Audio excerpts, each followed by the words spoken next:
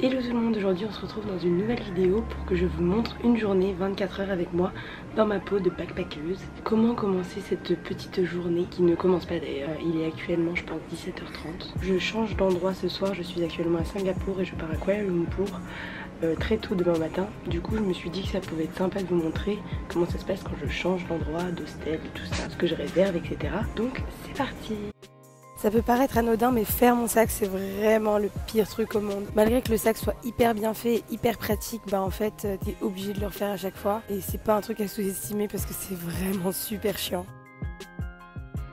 Déjà ça c'est une bonne chose de faite. Bon, tous les hostels sont pas comme ça, mais je voulais montrer un petit aperçu de ce que ça peut être dans des capsules. Là c'est à Singapour, donc c'est relativement clean. Il y a des hostels qui sont beaucoup moins sympas que ça, mais celui-ci était plutôt cool malgré le prix qui est très élevé à Singapour. Une des parties super importantes pour moi, c'est vraiment aussi trouver les hostels. Je bouge constamment, donc c'est super important d'avoir des endroits aussi où je me sens bien. Moi personnellement, j'utilise l'application Hostelworld, mais je sais qu'il y en a qui utilisent aussi Booking ou Agoda, où il y a des offres qui sont vraiment très cool. Pour moi, Hostelworld, c'est l'endroit le plus simple pour trouver des trucs assez sûrs avec pas mal d'avis. Donc voilà, je fais mes petites recherches, je regarde les commentaires des gens, je regarde en fonction de l'ambiance que j'ai envie d'avoir. Parfois j'ai envie d'avoir du confort, mais parfois j'ai envie de faire la fête.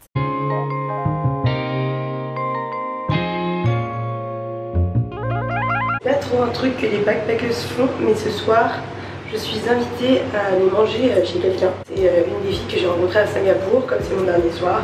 Elle m'invite à manger avec une copine à elle. Du coup je m'en vais incessamment sous peu pour aller justement dîner. Ensuite je pense que je vais pas trop faire la teuf ce soir parce que j'ai un avion à 7h demain matin. Pour se déplacer en ville, généralement je prends des taxis ou le métro d'ailleurs ici parce que le métro est vraiment hyper pratique à Singapour.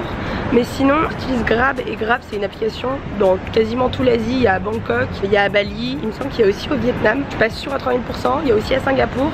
C'est un peu le Uber de chez nous, c'est pareil que c'est exactement pareil que le Uber. Donc si vous allez en Asie, téléchargez Grab. Ça marche avec votre numéro français donc c'est plutôt cool. Il n'y a pas besoin d'avoir un numéro du pays en question. Sinon il y a aussi Gojek, c'est dans certains pays. C'est pareil, c'est comme Grab, c'est juste une autre application pour commander des taxis. Dans certains endroits, pas ici à Singapour, par exemple à Bali, il y a aussi des Grab moto, donc c'est hyper pratique parce que la circulation parfois c'est un peu une horreur. Il me semble que tu peux mettre ta carte sur Grab, mais généralement moi je paye tout le temps en espèces, j'ai même pas ma carte sur l'application et du coup c'est plutôt pratique, c'est généralement beaucoup moins cher que les taxis. Ici je pense que c'est à peu près les mêmes prix qu'un taxi, mais je sais que par exemple à Bali ça coûte une blinde les taxis. Grab c'est un peu interdit partout, mais généralement vous pouvez quand même prendre des Grab si vous êtes un peu des thugs. Personnellement jamais eu de problème avec Grab à Bali. Dans la plupart des villes d'Asie c'est totalement légal, donc no problème. Comme on n'arrive jamais les mains vides, je me suis acheté un petit pack de Heineken au 7-Eleven de Singapour. C'est hyper drôle, juste là il y a un espèce de distributeur comme les canettes et dedans il y a des mystery books, donc je pense que tu choisis celui que tu veux et il n'y a pas marqué le nom du livre et ça descend, bah tu découvres le livre que tu as acheté. J'adore le concept, voilà.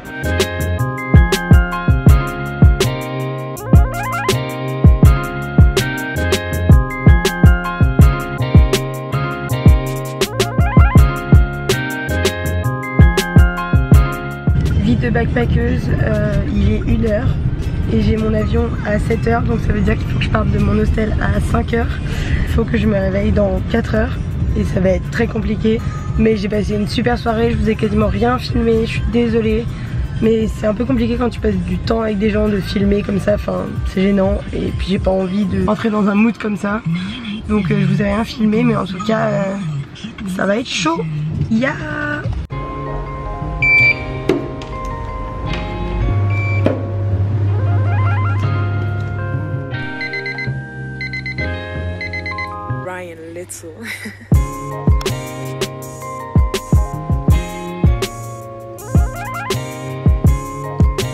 C'est hyper drôle, il y a plein de gens de réveillés autour de moi parce qu'ils sont tous en sortie de boîte. Et j'ai eu la peur de ma vie, enfin la peur de ma vie non. Il y a un mec super gênant qui me regarde derrière moi.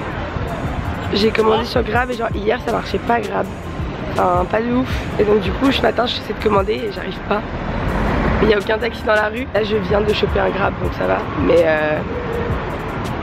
il est actuellement 5h42. Mon vol est à 7h30 et le comptoir n'est toujours pas ouvert.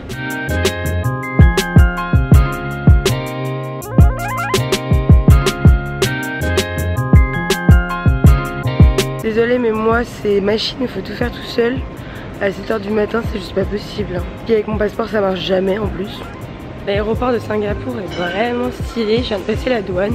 Et je suis tombée sur un mec mais genre trop sympa. J'ai genre oublié ma bouteille d'eau dans mon sac. Et le mec était vraiment genre, si tu veux la garder je peux juste la vider et je te rends la bouteille comme ça tu peux la refill. J'étais en mode genre, putain tu passes la douane en France, t'as une bouteille d'eau dans ton sac, il t'engueule quoi. Ici c'est chill. Et je suis gate 2, je ne sais absolument pas mais je pense que c'est très très long. Je suis au gate 21. Joie, plaisir, beaucoup de marche pour commencer la journée.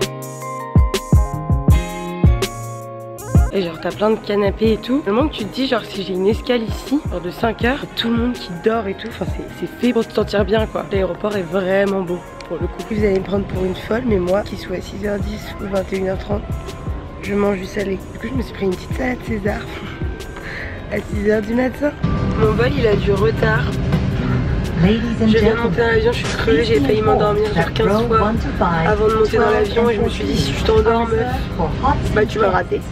Et j'ai une pire place, genre je suis tout au fond, j'ai plus qu'à espérer que j'ai pas de voisins. Ça je peux me mettre genre près de la fenêtre parce que je suis au milieu de place. Izinkan kami mengingatkan Anda bahawa merokok adalah dilarang sama sekali di dalam penerbangan ini, termasuk tandas dan juga lorong tengah pesawat. Kerjasama Anda. Je viens de récupérer mes bagages. Il est 9h13. Je vais sortir de l'aéroport. Je vais changer des sous. On est marre, il parle trop fort. Je vais, comme d'habitude, je vais changer un petit peu de sous. Et je vais essayer d'aller me trouver une carte SIM pour pouvoir avoir internet. Je prends des cartes SIM dans tous les pays où je vais. Pour la simple et bonne raison que je voyage seule. Et que c'est plus safe en tant que meuf d'avoir toujours du réseau et d'avoir toujours la géolocalisation etc. Donc voilà. C'est assez drôle parce que du coup je viens d'arriver en Malaisie et genre t'as une door qui est fait exprès pour quand t'appelles des Uber. D'ailleurs c'est un Grab donc c'est pas un Uber, mais qui est fait exprès pour que les gens te trouvent facilement. Mais les taxis du coup, enfin Grab c'est genre trop connu ici et il n'y a pas du tout genre taxi ou pas taxi. Du coup je trouve ça trop stylé qu'il y ait une... En gros il y a level 1 d'Orfort. C'est genre juste pour les gens qui commandent sur des applications. Je trouve ça génial. Je pense que ça se voit un peu à ma tête mais je suis un peu fatiguée hein, pour être très honnête. Il est 9h40. Je vais arriver du coup là-bas hyper tôt et je peux pas prendre ma chambre avant 15h. Ou je sais pas ce que je vais faire. Mais je suis un petit peu exténuée. Je sais que cette vidéo va peut-être pas être forcément très fun. Il n'y aura pas beaucoup genre d'images, de voyages et tout. Mais je vais vraiment vous montrer le quotidien en mode tous les trucs que j'ai besoin de faire.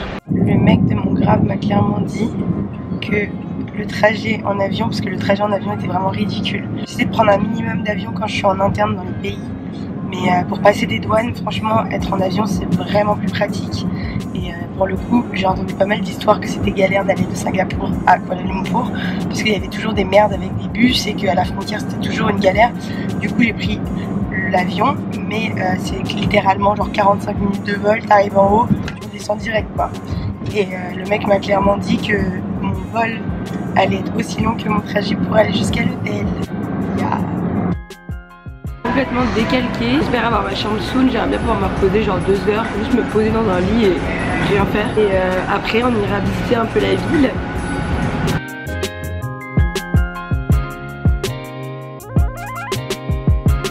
Du coup j'ai checking in my room et je me suis rendu compte que les prises ici n'étaient pas les mêmes qu'en Europe ou qu'aux États-Unis. Et j'ai qu'un adaptateur pour les prises américaines ou les prises françaises. Sachez que dans quasiment tout l'Asie, mais vraiment dans tous les pays que j'ai fait pour l'instant, il y a des prises françaises partout. Et malheureusement en Malaisie non. Donc je vais aller acheter un adaptateur pour pouvoir changer mes petits devices. J'ai rencontré des filles dans ma chambre qui m'ont dit on bouge à 4 heures. Là il est même pas 2 heures. Donc j'ai encore 2 heures devant moi. Je me suis dit tiens, si j'écrivais un peu mon journal, mais du coup mon lit c'est déjà un mess. Comme vous le savez si vous me suivez un petit peu, je tiens un journal où je mets tous mes trucs, mes photos, mes machins, où je raconte un peu ma life. Et j'ai reçu pas mal de commentaires qui me disaient qu'ils avaient envie que je leur montre un peu ce que je mettais dedans et tout, que je fasse une vidéo juste pour ça. Donc n'hésitez pas à me le dire dans les commentaires et puis je vous expliquerai un peu comment je m'y prends. Même si voilà, je sais pas trop ce que je vais vous dire. Si vous avez des questions et tout, mettez-les en commentaire. Et si ça vous chauffe aussi, mettez-les en commentaire. Parce que j'avais pas du tout pensé à faire une vidéo parce que pour moi ça me paraît pas je sais pas ce que je vais dire dans cette vidéo, mais si je peux vous donner des petits tips, et moi c'est un truc que j'adore faire. Donc voilà, et j'adore faire ça, ça me laisse des souvenirs de ouf et je l'avais fait il y a 2 ans et quand je relis le journal je suis en mode genre ah c'est trop cool. Par la même occasion, il faut absolument que je fasse mon visa parce que du coup je vais rester ici à peu près je pense une semaine. En fait je vais attendre d'avoir mon visa pour partir de la Malaisie parce que pour aller en Birmanie il faut faire son visa et c'est un e-visa sur internet, on peut pas le faire en arrivant sur place. Du coup j'ai quand même fait des petites photos d'identité parce que du coup j'en aurai besoin quand je vais arriver à la frontière de la Birmanie. Il faut quand même que je remplisse mes formulaires sur internet pour pouvoir avoir ma délivrance de visa. Voilà, ça devrait pas être très long, normalement c'est sous 2 ou 3 jours, mais bon je préfère m'y prendre maintenant et partir dans une semaine plutôt que de m'y retrouver au dernier moment en stress. Donc vous voyez, j'ai trouvé un site internet avec des informations pour le visa. Moi je vais prendre un e-visa de 28 jours à 50 $, et il y a directement le site officiel de l'immigration pour être sûr de pas se tromper, et généralement là il est marqué que c'est livré sous 3 jours, donc j'ai juste à remplir les petites informations. Je sais qu'en Asie il y a très peu de demandes de visa. Le Vietnam vous n'avez pas besoin de visa si vous restez que 2 semaines. Pour la Thaïlande vous pouvez rester 1 mois sans visa. Bali c'est 1 mois. Pour la Malaisie je peux rester 3 mois sans visa. Pour Singapour c'est 3 mois sans visa aussi il me semble. Les seuls visas qu'il y a c'est Laos et Cambodge où tu peux faire ton visa quand tu arrives sur place, et la Birmanie par contre tu peux pas faire de visa en arrivant sur place, donc je suis obligée de le faire à l'avance. Mais généralement renseignez-vous, c'est assez simple, c'est hyper intuitif généralement les trucs, et il y a plein de sites internet qui vous donnent les bons sites internet où aller faire son visa si vous en avez besoin, et les modalités, tout ça, donc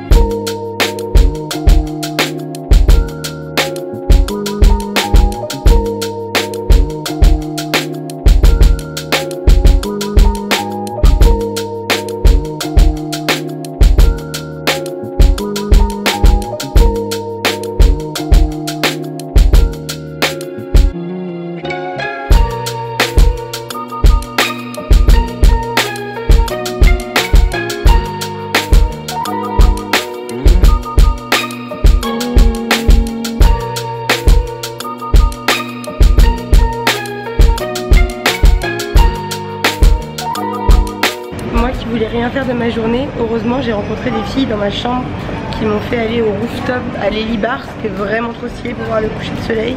Mais là je suis claquée à un point. J'ai pas eu de boutons depuis que je suis arrivée, et alors là c'est la débandade quoi.